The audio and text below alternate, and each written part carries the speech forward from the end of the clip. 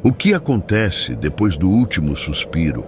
A alma se apaga no esquecimento, ou atravessa portais que os olhos humanos jamais compreenderiam. Hoje, você será conduzido a um dos maiores mistérios da existência.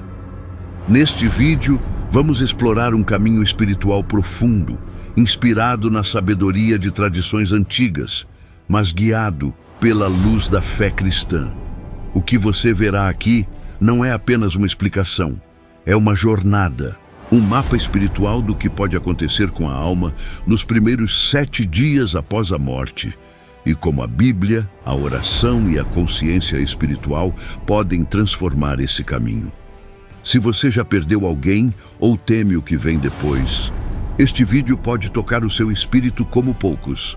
Fique até o final, porque você vai descobrir o que acontece com a alma de quem parte sem se despedir, e como a oração pode mudar até mesmo o destino de uma alma em trânsito. Seja bem-vindo ao canal Histórias do Sagrado, um lugar para quem busca respostas e encontra esperança. Prepare-se, porque o que vem a seguir pode mudar para sempre a forma como você enxerga a vida e a eternidade. No instante em que o último sopro deixa os pulmões, algo invisível se desfaz no corpo e se acende no invisível. Os olhos já não enxergam, mas uma outra visão começa a se abrir, como se as trevas externas revelassem uma claridade interna. É o momento em que o espírito começa a se desprender das amarras da carne e o mundo físico silencia. A alma sente, mesmo sem corpo, que algo eterno se iniciou. A morte, para quem vê de fora, parece um fim, mas para quem está atravessando, é uma porta. Pouco a pouco, os sentidos se dissolvem: o tato, a audição, o peso. O corpo fica para trás como uma veste antiga e a alma se percebe pela primeira vez sem as limitações do tempo e do espaço.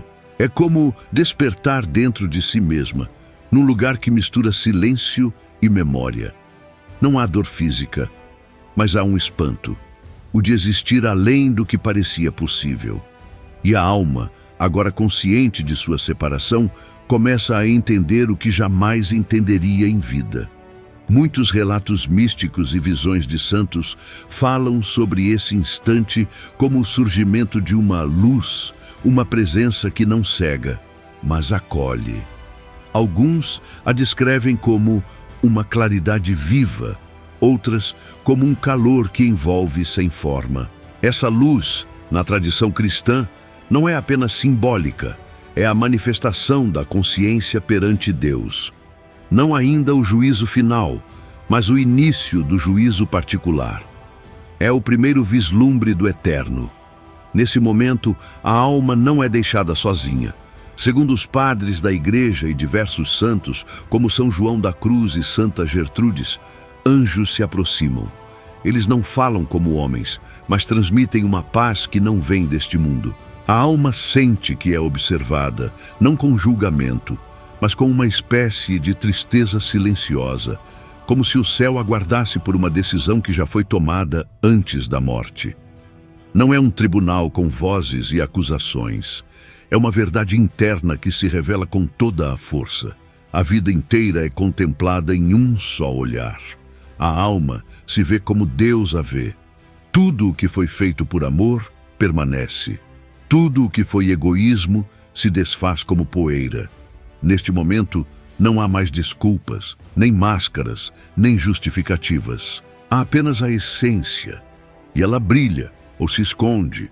Aqui, a alma começa a intuir algo que será desenvolvido nos dias seguintes. O que ela carrega dentro de si pesa mais do que o corpo que deixou para trás. Medos não resolvidos, amores não ofertados, pecados não confessados. Tudo isso começa a emergir como vozes internas, e mesmo antes de qualquer destino final, a alma já experimenta algo do céu, ou algo do vazio. Não porque Deus a condena, mas porque sua própria luz se revela, ou se apaga. E então, como um sopro que se estende além do tempo, a travessia começa. A alma agora separada, inicia um caminho misterioso pelos 7 dias que seguirão.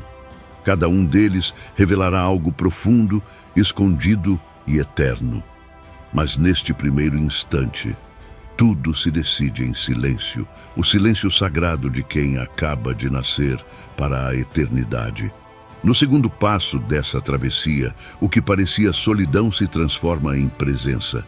A alma, recém-separada do corpo, começa a perceber que não está sozinha. O espaço em torno dela não é vazio, é densamente habitado por uma realidade que antes lhe escapava. Há presenças, há movimentos que não se explicam com palavras. E então, alguém se aproxima. Mas não é um alguém comum. É uma presença luminosa, antiga, silenciosa e infinitamente familiar. A tradição cristã nos fala de anjos que recebem a alma no momento de sua partida. Não como mensageiros distantes, mas como companheiros espirituais designados desde o nascimento. Muitos santos e místicos, como Santa Faustina e São Padre Pio, relatam que o anjo da guarda permanece fiel até esse instante, conduzindo a alma até a presença de Deus. Mas em alguns casos, outras figuras aparecem. Santos devocionais, familiares falecidos em estado de graça e que nos relatos mais puros, a Virgem Maria. A alma reconhece, mesmo sem ter visto antes.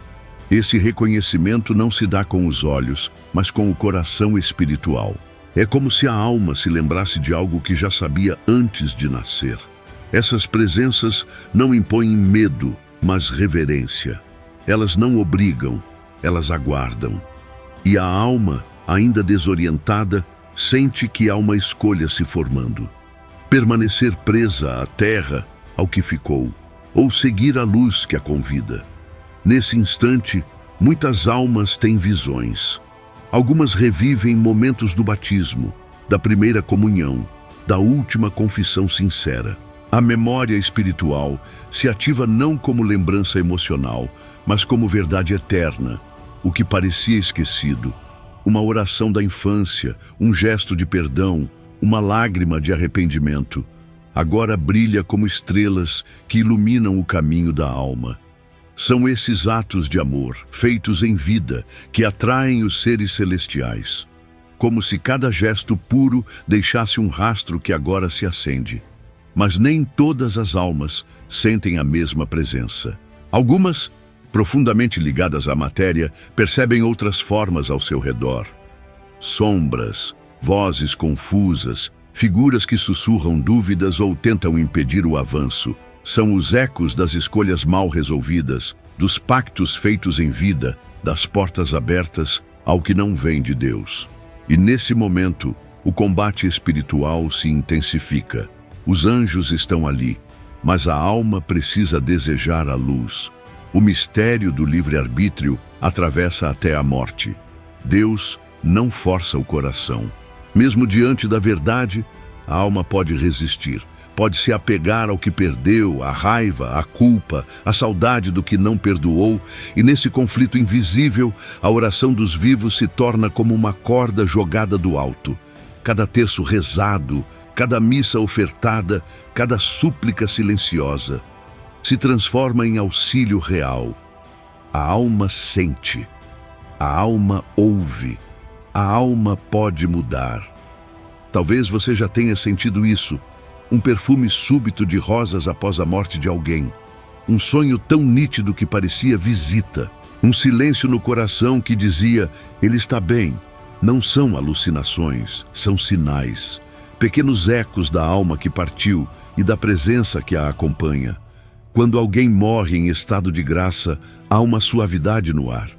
Quando alguém parte em conflito, há um peso que nos pede oração. E é aí que nosso amor, mesmo sem entender tudo, se torna ponte entre o céu e a terra. Se você já viveu algo assim, um sinal, uma presença, um sonho com alguém que partiu, compartilhe nos comentários. Seu testemunho pode consolar outras almas que hoje choram em silêncio. Nos 3 primeiros dias após a morte, a alma permanece ainda entre 2 mundos. É como se flutuasse na fronteira do invisível, ainda sentindo os ecos do tempo. Não há mais corpo, mas há lembranças. Não há mais relógio, mas há memória. A alma vagueia entre o que foi e o que não compreende. Esse tempo é sagrado e delicado. A alma começa a ver sua própria vida. Não como quem revive, mas como quem desperta. É aqui que a alma visita os lugares onde amou, onde sofreu, onde pecou e onde se santificou. Muitas vezes ela se aproxima dos entes queridos. Toca a mãe que chora, vê o filho dormindo, escuta as palavras ditas no velório, mas não pode responder. E esse silêncio espiritual revela algo profundo. O que importa agora não é mais o que foi dito, mas o que ficou no coração. O que antes era barulho, agora é essência. Algumas almas se apegam ao que deixaram. Sentem o peso dos bens, das promessas não cumpridas, dos perdões não dados. Tentam permanecer onde a matéria ainda as chama.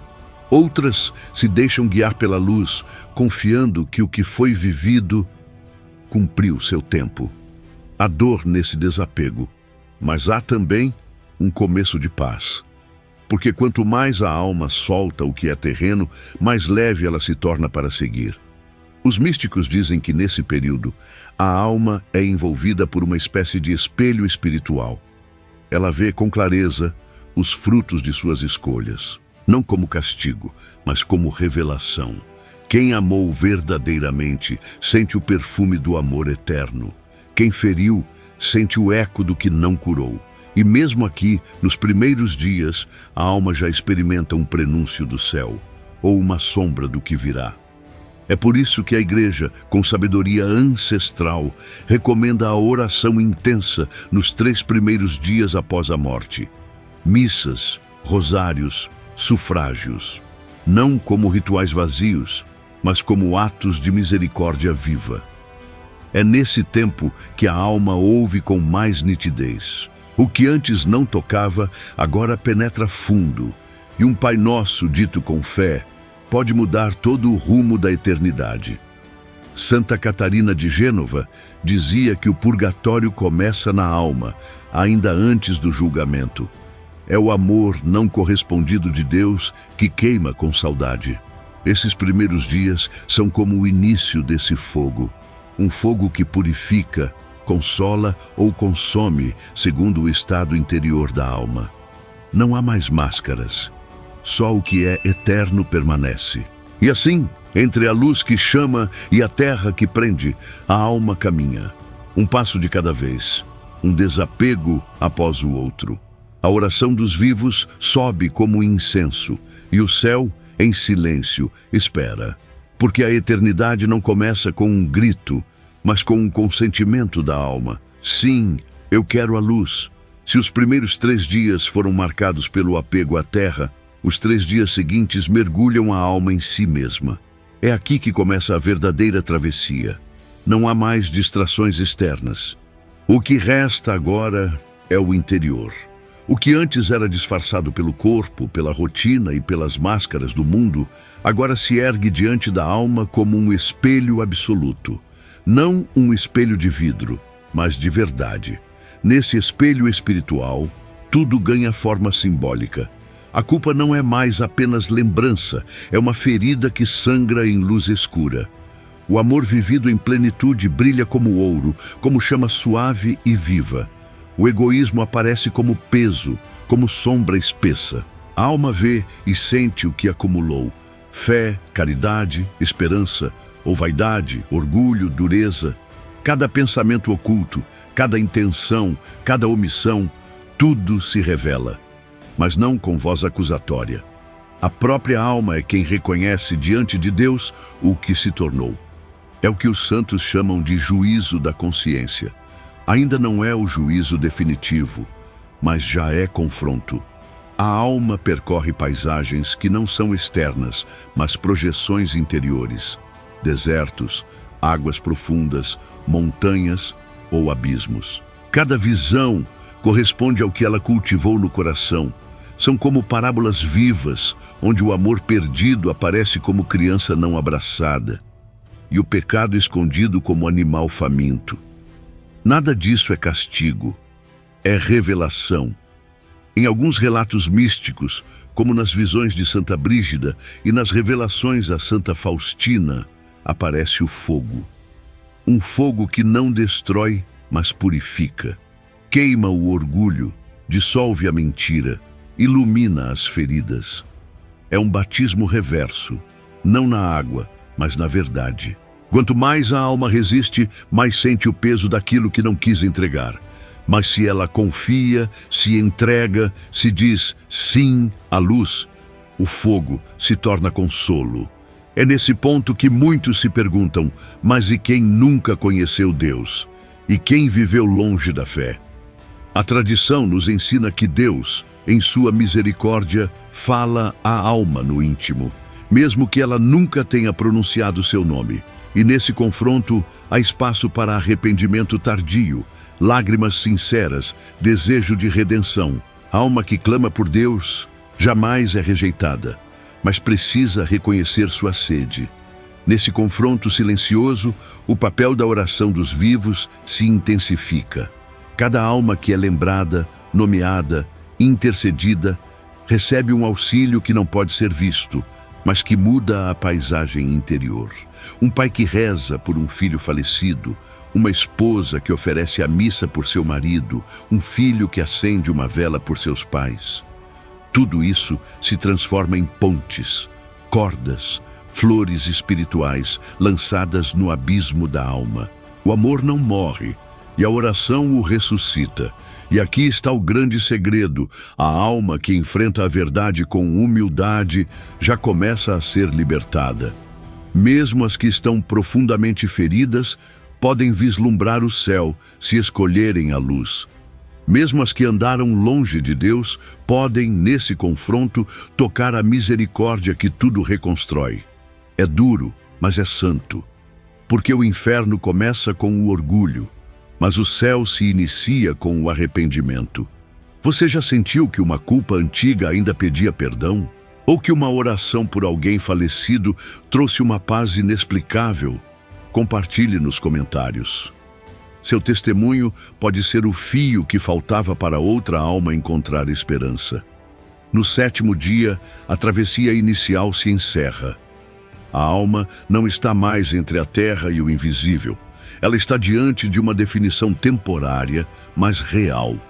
Esse é o dia do julgamento parcial, que não é definitivo como o juízo final, mas suficiente para conduzir a alma ao lugar que corresponde à sua condição interior: céu, purgatório ou afastamento.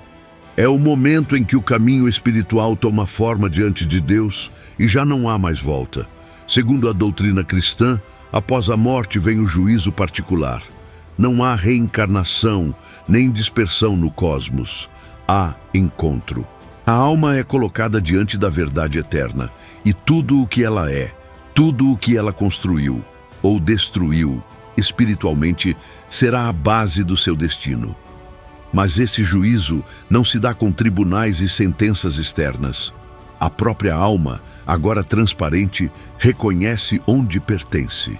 As que viveram em amizade com Deus, ainda que com falhas, são conduzidas à luz. Algumas, imediatamente ao céu, como foi o caso dos mártires e dos santos em estado de graça perfeita. Outras ao purgatório, não como punição, mas como misericórdia. Um lugar onde o amor ainda precisa ser purificado. Ali, a alma é lavada com chamas de saudade. Não é sofrimento físico, é sede de Deus, ardente e real. Há também as que se afastam por vontade própria. Almas que, mesmo diante do amor, se recusam a amar. Que escolheram a si mesmas acima de tudo e rejeitam a luz como um cego que fecha os olhos ao sol. Essas almas experimentam uma separação dolorosa, não porque Deus as empurra, mas porque elas mesmas recusam a comunhão. É o mistério do inferno, a solidão eterna da alma que rejeitou a fonte da vida. Nesse 7º dia, há silêncio. Não o silêncio do vazio, mas o da eternidade que se impõe. O tempo da decisão já passou. E agora começa o tempo da espera, da purificação ou da glória. O céu não é apenas um lugar, é a presença viva de Deus. O purgatório, uma escola de amor. O inferno, a ausência escolhida. E tudo isso começa aqui, no 7º dia que sela o ciclo da passagem. A tradição cristã é clara em afirmar que as orações da Igreja, neste momento, ainda podem suavizar, consolar e até transformar esse destino temporário. Uma alma conduzida ao purgatório pode receber graças pelas missas celebradas, pelas indulgências aplicadas, pelas súplicas feitas com amor. Os que ficaram têm um papel insubstituível: amar com intercessão, rezar como quem oferece luz. Porque para Deus, o tempo é um eterno presente. É por isso que o 7º dia é celebrado com tanta reverência na Igreja. A missa de 7º dia não é um costume social, é um ato de fé profundo.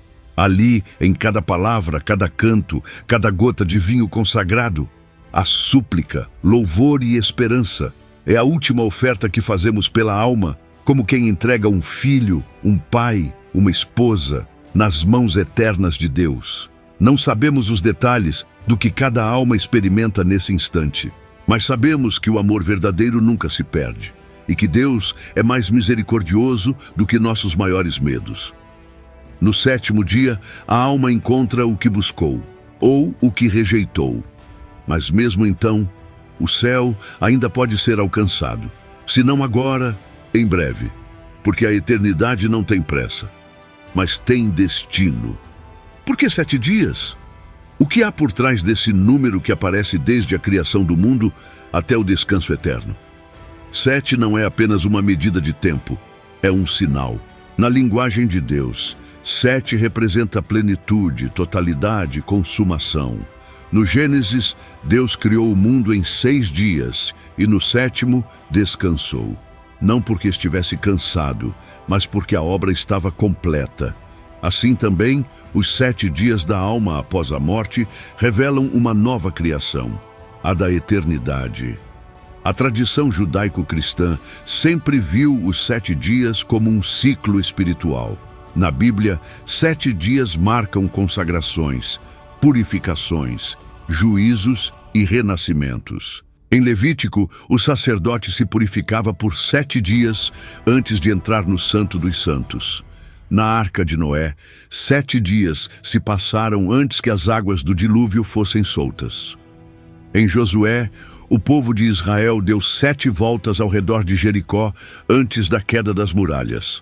São símbolos, sim, mas não são apenas símbolos. São realidades espirituais que apontam para um mistério que se repete na alma humana. Quando a alma atravessa os 7 dias após a morte, ela também está passando por um processo de revelação, purificação, juízo e entrega.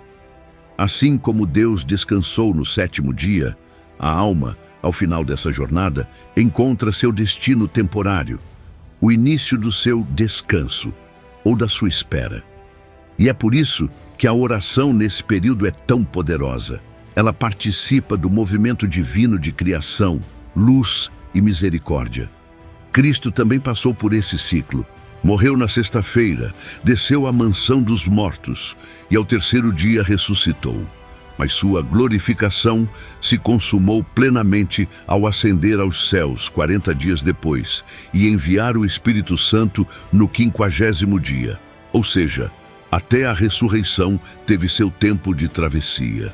Jesus não apenas venceu a morte, ele santificou o processo da morte. Ele atravessou o véu e abriu caminho para todos nós. Na carta aos Hebreus, lemos: está determinado que o homem morra uma só vez, e em seguida vem o juízo. Hebreus 9, 27.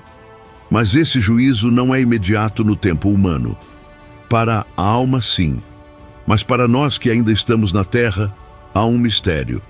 Por 7 dias, ainda podemos tocar espiritualmente aquele que partiu.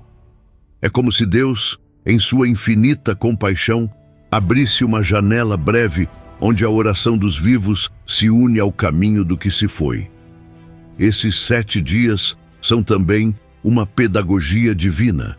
Eles nos lembram que a vida não termina abruptamente como um fio cortado, mas se recolhe ao eterno como o sol ao pôr do sol. Ainda ilumina mesmo quando desaparece da vista. A alma, nesses dias, passa por estações internas, como se fosse uma última catequese, onde Deus não apenas julga, mas ensina, revela, convida. Muitos santos e místicos relataram experiências que confirmam essa jornada em 7 fases. Santa Teresa d'Ávila falava dos 7 castelos interiores, uma imagem que pode ser aplicada também à alma após a morte. Como se cada dia abrisse uma porta, revelasse um cômodo, despertasse uma memória espiritual. São João da Cruz dizia que a alma, mesmo após deixar o corpo, continua sedenta de união com Deus. E essa sede guia sua travessia. E há ainda um aspecto profundo que poucos percebem. Os 7 dias da criação se completam no homem. O 7º dia, na verdade, é o dia de Deus. A alma, ao ser julgada e conduzida ao seu destino, entra no repouso, ou na ausência dele. Não existe 8º dia no relato da criação, porque o 8º é a eternidade. Assim, esses 7 dias da alma são como o último passo antes de cruzar o limiar do tempo e entrar na eternidade. Na prática, isso nos revela uma verdade comovente. Deus não é apenas juiz, Ele é Pai. Ele concede à alma um caminho, um tempo, um processo, onde a verdade não fere, mas cura, onde a luz não castiga, mas ilumina, onde a oração dos vivos é como bálsamo enviado à distância. E assim, esses 7 dias deixam de ser um mistério sombrio e se tornam uma esperança luminosa. A esperança de que, mesmo depois do último suspiro, Deus ainda age. Se há 7 dias para a alma após a morte, há infinitos dias para se preparar ainda em vida, e cada um deles conta, não para somar méritos num cálculo celestial, mas para aprender a viver com os olhos voltados para a eternidade. Porque morrer bem não é um acaso, é fruto de uma vida reconciliada. A alma que aprende a morrer em paz é aquela que aprendeu, ainda viva, a se abandonar nas mãos de Deus. O primeiro passo é o mais simples e o mais profundo: confessar. Não apenas em palavras, mas em verdade. A confissão sacramental não é um costume ultrapassado, é uma chave espiritual. Quando confessamos sinceramente, algo é rompido nas trevas que nos cercam. A alma, que tantas vezes se endureceu com justificativas, encontra um alívio que nenhuma terapia pode oferecer: o perdão de Deus, um perdão real, invisível e eterno. Depois vem o perdão aos outros. Quantas almas, no confronto espiritual após a morte, carregam o peso do rancor não resolvido? O perdão que não demos é o fardo que voltará até nós. E perdoar não é sentir, é decidir. Decidir liberar o outro da prisão que mantínhamos com nosso orgulho. Decidir que o amor de Deus importa mais do que nossa ferida. Porque quem aprende a perdoar ainda em vida, já começa a experimentar o céu. A preparação para a eternidade também passa pela Eucaristia. Cada comunhão recebida em estado de graça é como uma semente plantada na alma. No momento da morte, essa luz eucarística não se apaga, ela se acende. Há relatos místicos de almas envoltas em luz, conduzidas por anjos, que irradiavam a presença do corpo de Cristo recebido em vida. A Eucaristia é alimento para agora e para depois.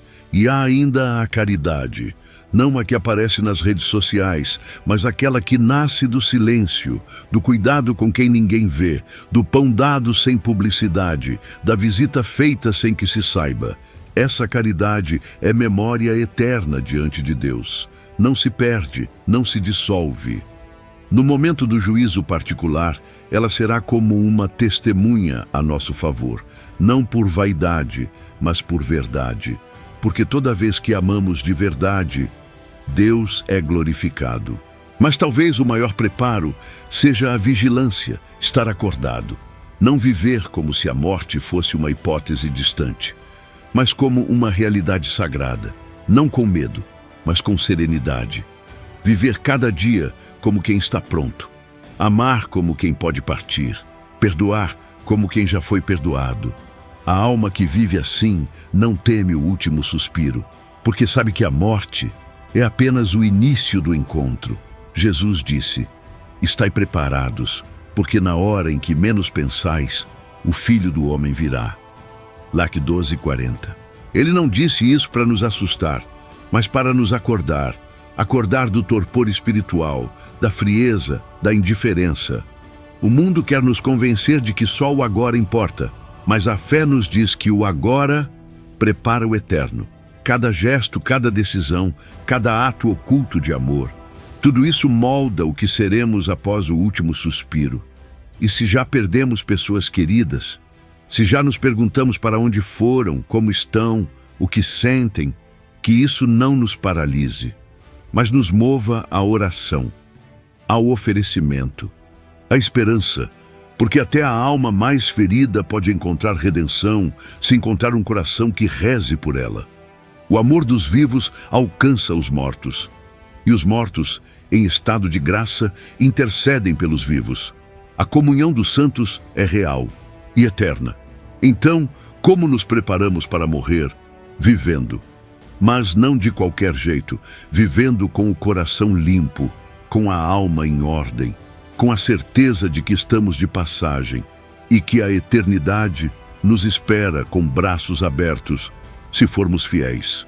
Que a cada dia vivido com fé, estamos escrevendo em silêncio o destino da nossa alma e que a morte, quando vier, nos encontre com os olhos abertos e o coração voltado para o céu. Comente abaixo o que você espera encontrar no fim desta vida: uma presença, um silêncio, um abraço. Seu testemunho pode despertar outras almas adormecidas. Compartilhe também se já viveu alguma experiência espiritual próxima da morte ou se sentiu um sinal após a partida de alguém querido. E se este caminho tocou você, inscreva-se no canal Histórias do Sagrado, ative o sino e caminhe conosco por entre os véus da fé e da eternidade.